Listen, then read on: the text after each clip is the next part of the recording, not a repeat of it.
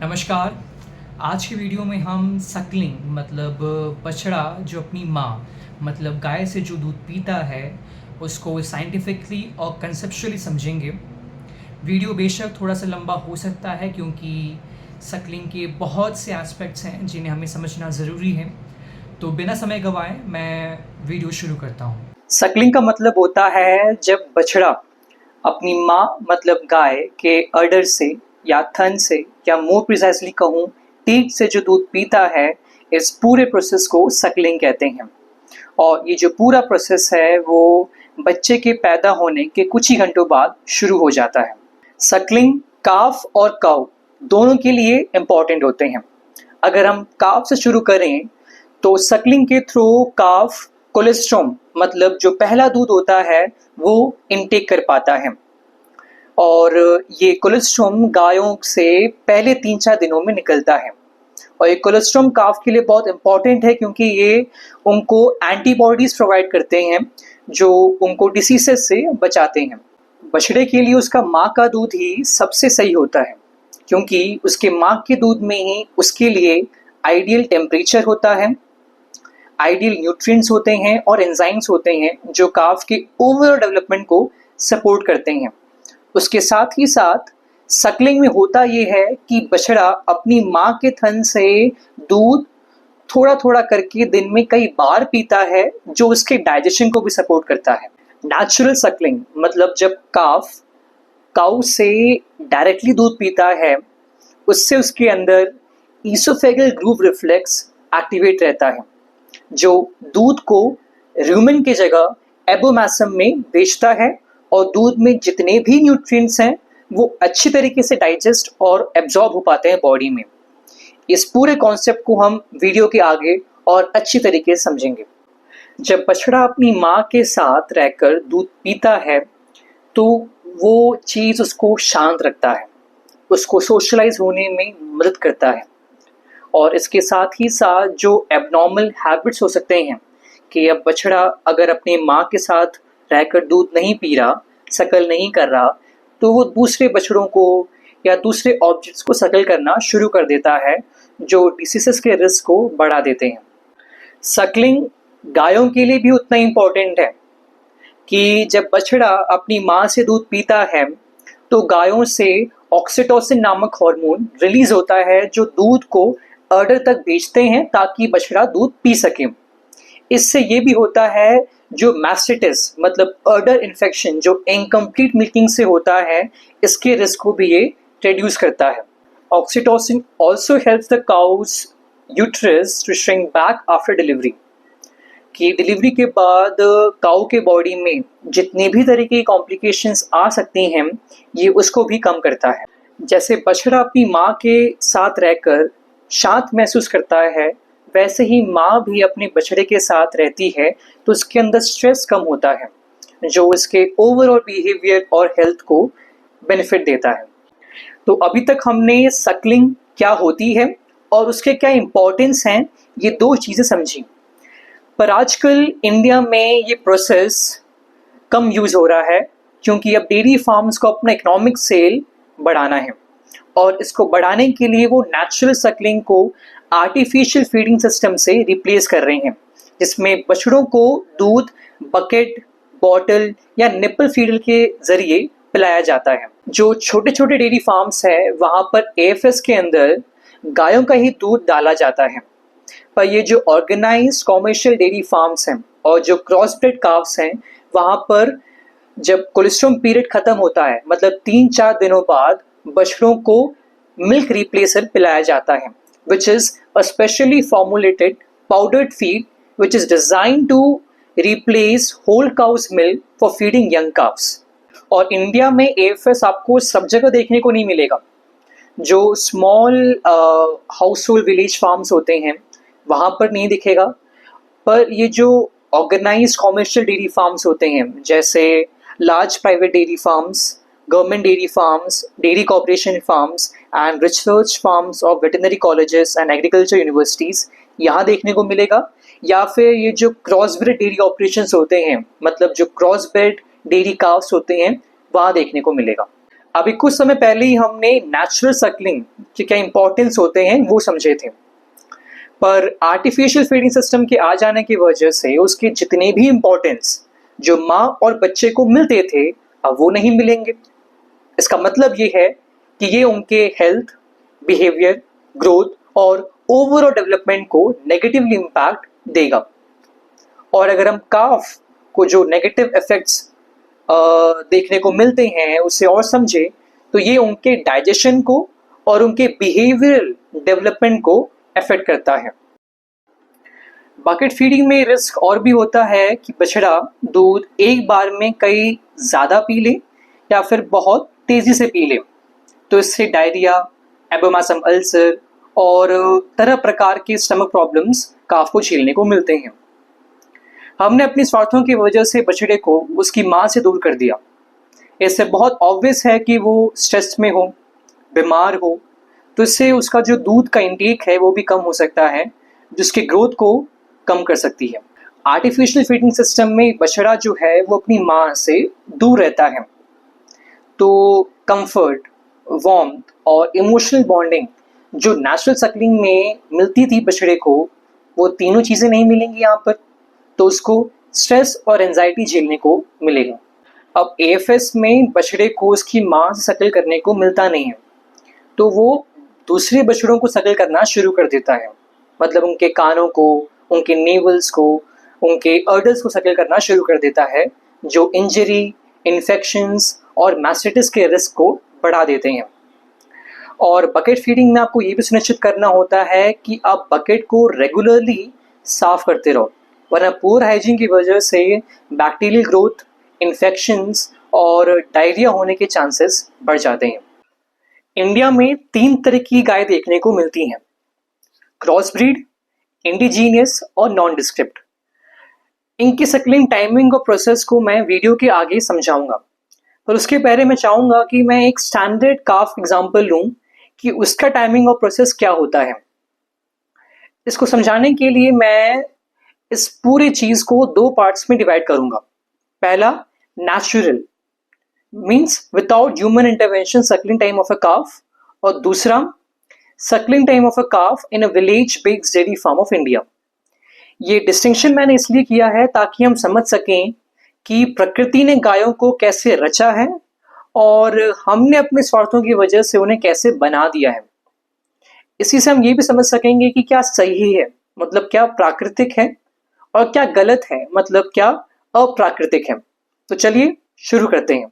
Screen में एक table show हो रहा होगा, उस टेबल को आप पढ़िएगा तो आप समझेंगे कि इन टर्म्स ऑफ मंथ काफ का जो सकलिंग है वो 8 से 10 महीने तक कंप्लीट हो जाता है, और जो नेचुरल वीनिंग है, मतलब बछड़े के दूध छोड़ने की जो प्रक्रिया है वो ग्रेजुअल होती है, और it is driven by both calf and cow behaviour.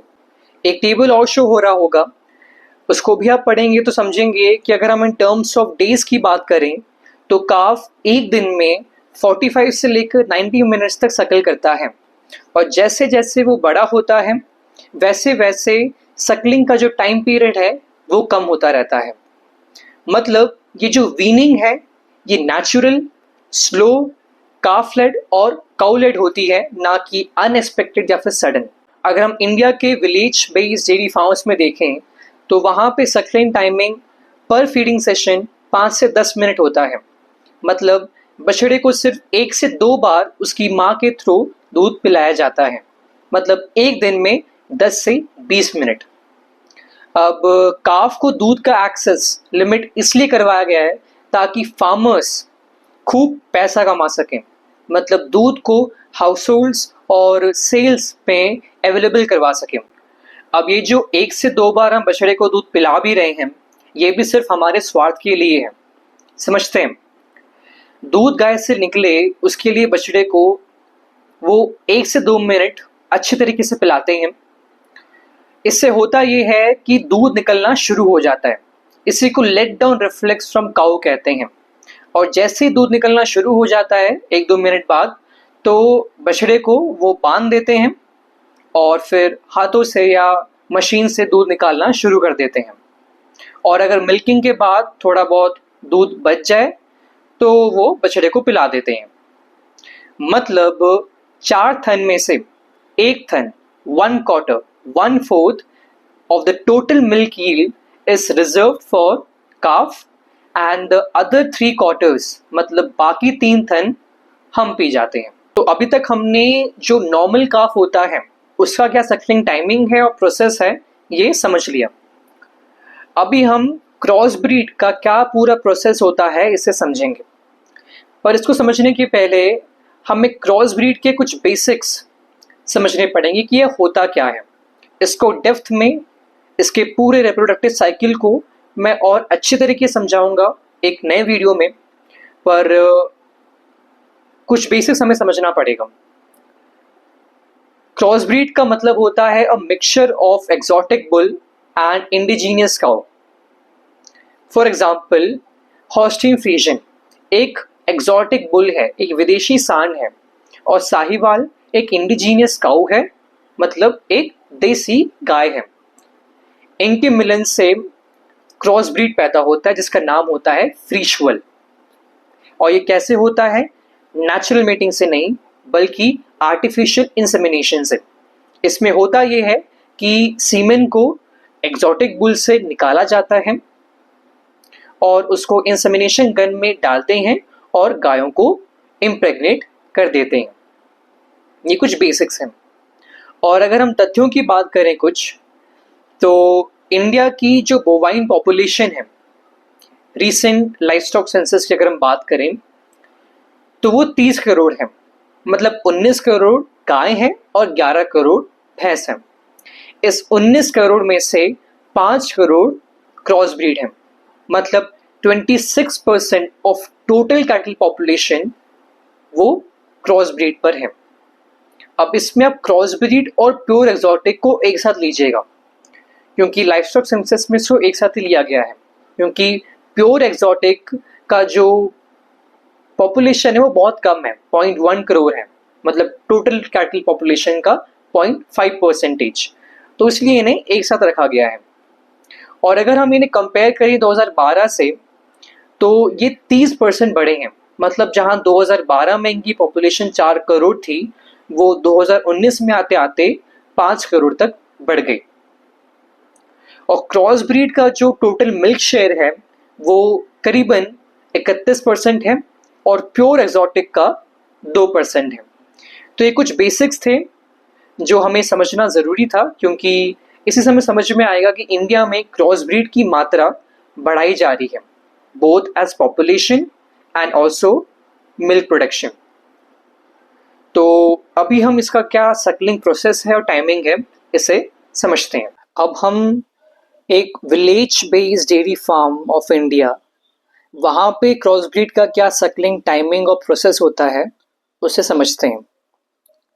Table screen में शो हो रहा होगा, आप पढ़ेंगे तो क्रक्स ये निकलेगा कि दिन में उन्हें 1 से 2 बार पिलाया जाता है दूध, और एक बार में 5 से 10 मिनट ही पिलाया जाता है, सिर्फ मिल्किंग के पहले या फिर मिल्किंग के बाद।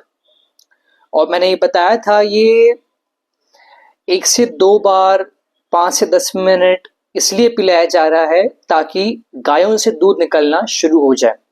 मतलब only to stimulate milk let down, not for full feeding. मतलब एक दिन में 10 से 20 मिनट ही पिलाया जाता है बछड़ों को दूध, और 2-3 महीने बाद वीनिंग हो जाती है। वीनिंग का मतलब होता है दूध बछड़ों से छुड़वा देना, ताकि अब वो सॉलिड खाना शुरू कर दें। इसमें भी वही होता है कि 4 थन में से 1 थन बछड़ों को पिलाया जाता है, और जो बचे हुए 3 थन होते हैं वो ह्यूमन कंजम्पशन के लिए रखे जाते हैं। और जैसे ही पिलाते हैं उन्हें कहीं कोने में बांध दिया जाता है और दूध निकाल लिया जाता है। समझने वाली ये भी बात है कि जो मेल काव्स हैं उनको जल्दी वीन करवा दिया जाता है कंपैरेटिवली टू फीमेल काव्स, क्योंकि फीमेल काव्स उस डेयरी फार्म के फ्यूचर में एक एसेट बनती हैं इसलिए। और मैंने वीडियो की स्टार्टिंग में यही बताया था कि पहले 2 हफ्तों बाद इनका आर्टिफिशियल फीडिंग सिस्टम शुरू हो जाता है, मतलब बकेट फीडिंग शुरू हो जाता है, और फिर वही 2-3 महीने बाद वीनिंग हो जाती है। अब इनको इतना कम दूध क्यों पिलाया जा रहा है? इसलिए पिलाया जा रहा है क्योंकि क्रॉस ब्रीड एक दिन में 8 से 13 लीटर दूध देती हैं, जो काफ़ी ज़्यादा है। तो किसान ज़्यादा से ज़्यादा दूध बेच सके ताकि ज़्यादा से ज़्यादा मुनाफा कमा सके, इसलिए वो बछड़ों को कम दूध पिलाता है और जल्दी वीनिंग करवा देता है। जो क्रॉस ब्रीड काउज हैं इंडिया में, वो एक दिन में ऑन एन एवरेज 9 लीटर दूध देती हैं। तो अगर हम समझें कि नेचुरली काफ, क्रॉस ब्रीड काफ कितना दूध पीता है, तो टेबल स्क्रीन में शो हो रहा होगा, तो आपको दिख रहा होगा कि पहले 2 हफ्तों में जो बछड़ा होता है वो 2.5 लीटर से 4 लीटर तक दूध पीता है, और 4 महीने आते आते जो मिल्क कंजम्पशन है वो 5 से 6 लीटर तक पहुंच जाता है, और फिर 4 महीने बाद वो इनटेक कम होता है क्योंकि सॉलिड फीड खाना शुरू हो जाता है। पर इसके साथ हमें एक कॉन्सेप्ट और भी समझना होगा, सेल्फ रेगुलेशन का। ये जो क्रॉस ब्रीड काउज और काव्स होते हैं, इनके अंदर सेल्फ रेगुलेशन नहीं पाया जाता। अब ये होता क्या है, जो क्रॉस ब्रीड काउज होते हैं वो दूध रोक नहीं पाते अपने अंदर। अगर बछड़ा सकलिंग कर रहा है, दूध पी रहा है, तो वो दूध पिलाते ही रहेंगी। और एक जो नॉर्मल काफ होता है वो अपने बॉडी वेट का 8 से 10% दूध पीता है प्रतिदिन। पर ये जो क्रॉस ब्रीड काफ्स होते हैं, इनकी जितनी नीड होती है उससे कई ज़्यादा पी लेते हैं, और ये उनकी हेल्थ के लिए बिल्कुल भी अच्छा नहीं है क्योंकि इससे डायरिया और ब्लोटिंग होने के चांसेस होते हैं। ये ऐसा इसलिए पाया जा रहा है क्योंकि इन्हें आर्टिफिशियली ब्रीड करवाया गया है। अब यही चीज़ इंडिजीनियस काउज और काव्स में नहीं देखेंगे, वहाँ पर जो पूरा सिस्टम है वो डिफरेंट है। क्यों डिफरेंट है, समझते हैं। इंडिजीनियस काउज के अंदर सेल्फ रेगुलेशन पाया जाता है ऑन मिल्किंग। ये जो देसी गाय होती हैं एक दिन में 3 से 6 लीटर दूध प्रोड्यूस करती हैं, जो 2-3 गुना कम है comparatively to cross breed cows. तो ये उतना ही दूध है जितना उनके बच्चों को चाहिए होता है। यहाँ पर क्रॉस ब्रीड जैसा नहीं है कि वो जितना उनके बछड़ों की नीड है उससे कहीं ज़्यादा दूध दे देती हैं। तो यहाँ पर ओवर प्रोडक्शन का रिस्क नहीं है। उसके साथ ही साथ अगर आपको थोड़ा बहुत याद हो कि बछड़े एक दिन में कई बार दूध पीते हैं, थोड़ा थोड़ा करके, कि पहले महीने में वो 8 से 12 बार पिएंगे, फिर 3 महीने आते आते वो 6 से 10 बार पिएंगे, और ऐसे ये रिड्यूस होता रहता है। तो जो देसी गाय हैं वो एक बार में बछड़े को पूरा दूध नहीं पिलाती हैं, और न बछड़ा एक बार में पूरा दूध पी लेता है। वो थोड़ा दूध पहले सकलिंग सेशन पिलाएंगी और बचा हुआ दूध बाकी सकलिंग सेशन के लिए रिजर्व रखेंगी। तो इससे काफ के ओवरफीडिंग का भी जो रिस्क है वो कम हो जाता है। इंडिजीनियस काफ्स के अंदर भी सेल्फ रेगुलेशन पाया जाता है ऑन सकलिंग, कि वो भी एक दिन में कई बार दूध पीते हैं और थोड़ा थोड़ा करके, ताकि उनका जो डाइजेशन है वो ठीक ठाक रहे। उसके साथ ही साथ जब उनका पेट भर जाता है तो वो दूध पीना अपने आप बंद कर देते हैं। ये क्रॉस ब्रीड की तरह पुशी नहीं होते कि पेट भर गया है तब भी पिएंगे। और फिर ये जो हाई यील्डिंग इंडिजीनियस ब्रीड्स होती हैं जैसे रेड सिंधी, साहिवाल और गिर, ये एक दिन में 6 से 15 लीटर दूध देती हैं, जो काफ़ी ज़्यादा है अगर हम बाकी लो यील्डिंग इंडिजीनियस ब्रीड से कंपेयर करें। पर इसका मतलब ये नहीं है कि सेल्फ रेगुलेशन नहीं करेंगी, सेल्फ रेगुलेशन ये भी करती हैं। बिल्कुल ये ज़्यादा दूध प्रोड्यूस करती हैं, पर इसका मतलब ये नहीं है कि वो एक बार में बछड़े को पूरा दूध पिला देंगी या बछड़ा एक बार में पूरा दूध पी लेगा, specially in the first few months. जो गाय है वो उतना ही दूध देगी जितना उसके बच्चे को एक बार में चाहिए, और जो बचा हुआ दूध होता है वो अपने अंदर होल्ड करती है फॉर अदर सकलिंग सेशंस। और ऐसे ही जो इंडिजीनियस ब्रीड्स होते हैं बड़े बड़े, इनके बछड़े भी they grow bigger and have stronger digestion, तो ज़्यादा दूध पीने के लिए वो ग्रेजुअली ही बढ़ते हैं, और ये भी थोड़ा थोड़ा करके दूध पीते हैं कई बार। तो हम समझ सकते हैं कि हाई यील्डिंग इंडिजीनियस ब्रीड्स भी जो होती हैं वहाँ पे भी ओवर प्रोडक्शन और ओवर कंजम्पशन का रिस्क नहीं होता। गाय बछड़े की नीड के हिसाब से दूध सप्लाई करती है और एडजस्ट करती है, और बछड़ा भी जब उसका पेट भर जाता है तो दूध पीना अपने आप बंद कर देता है।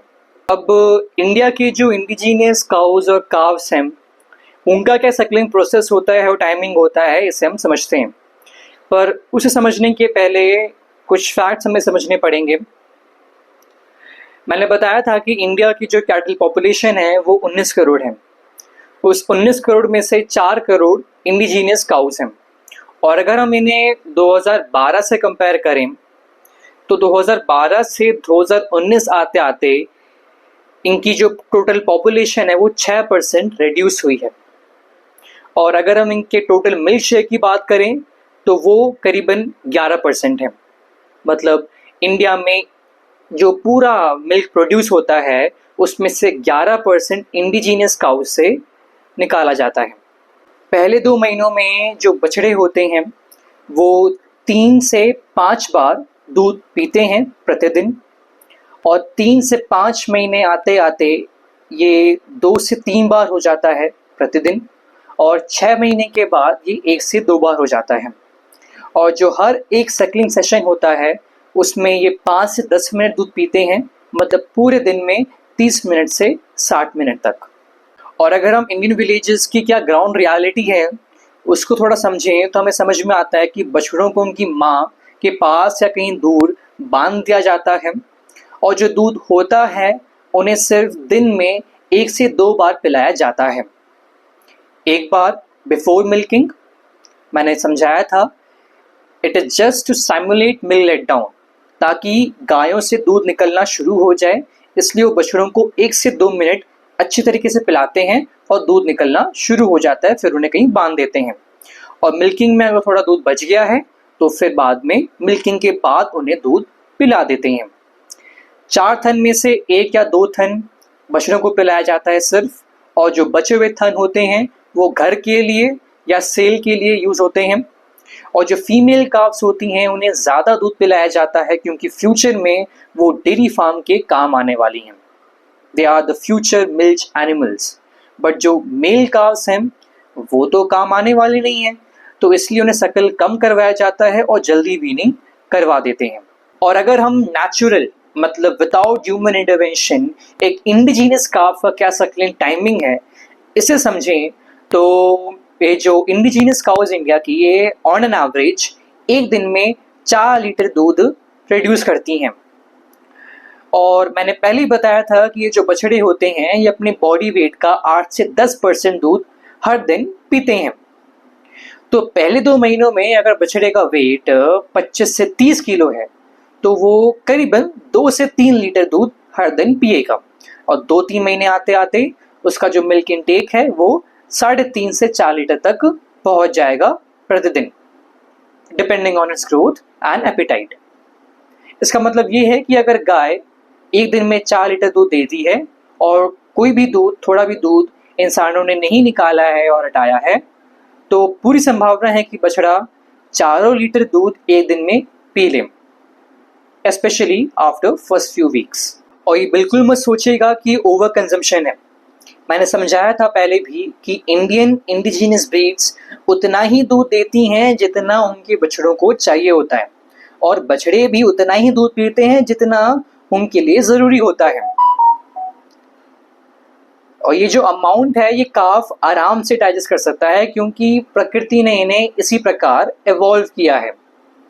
Therefore, it is totally normal and healthy in the natural mother-calf bond of Indian indigenous breeds.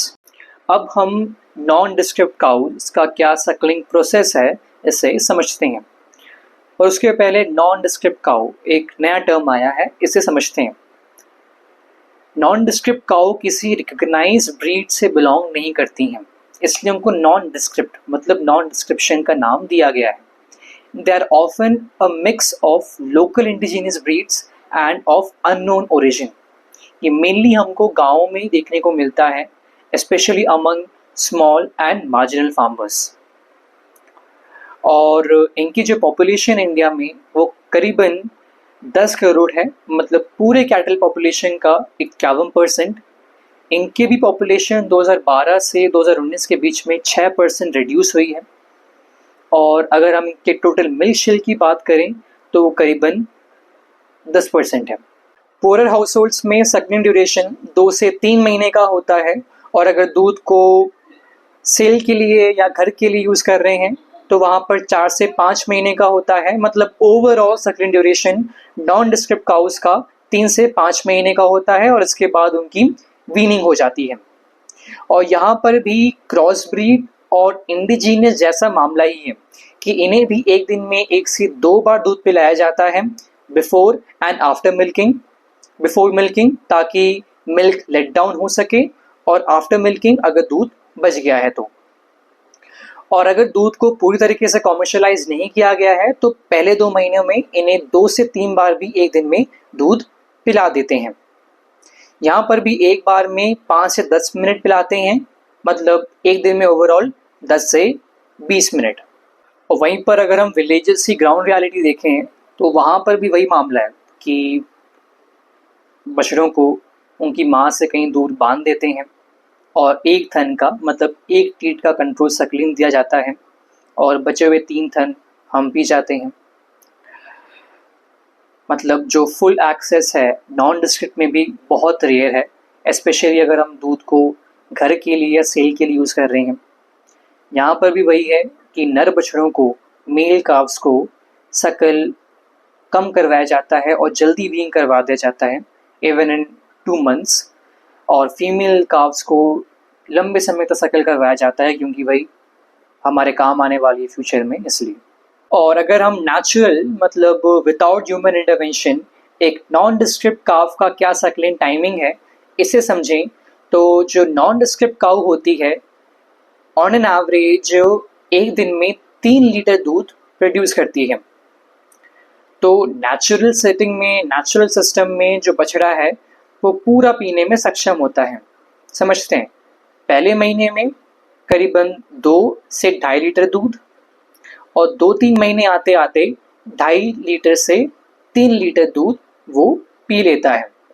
तो मतलब अगर गाय एक दिन में 3 लीटर दूध दे रही है तो बछड़ा पूरी तरीके से सक्षम है पूरा दूध पीने के लिए, specially between 2 to 4 months of as.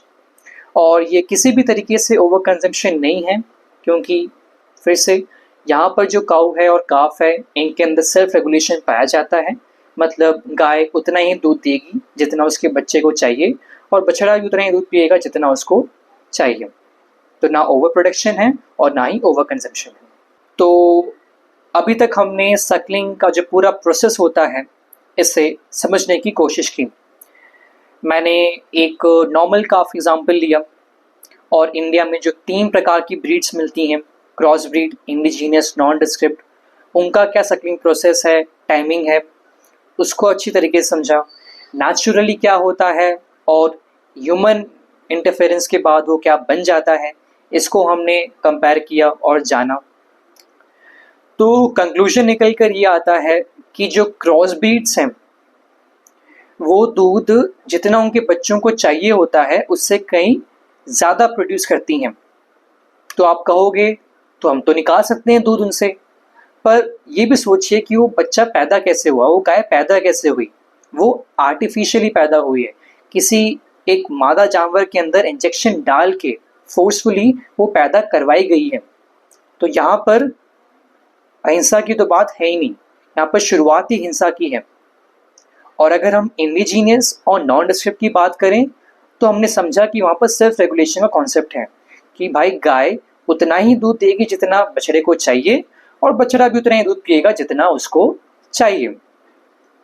तो अगर आप से कोई कहे कि भाई मैं अपने गाय को अच्छे तरीके से रखता हूँ, खिलाता हूँ, पिलाता हूँ, तो मैंने थोड़ा बहुत दूध ले लिया तो क्या गुनाह कर दिया, उसको आप अब समझा सकेंगे कि इतना भी दूध लेना गायों के लिए और उसके बच्चे के लिए हिंसा है। और ये क्यों हिंसा है, क्यों गलत है, आपने अभी तक इसे समझ लिया होगा। और अगर आपको कोई और डाउट है तो आप कमेंट बॉक्स में बिल्कुल डाल सकते हैं उसे, ताकि जो भी कॉन्सेप्ट्स आपको समझ में नहीं आए हैं मैं उन्हें और स्पष्ट तरीके से आपको समझा सकूं।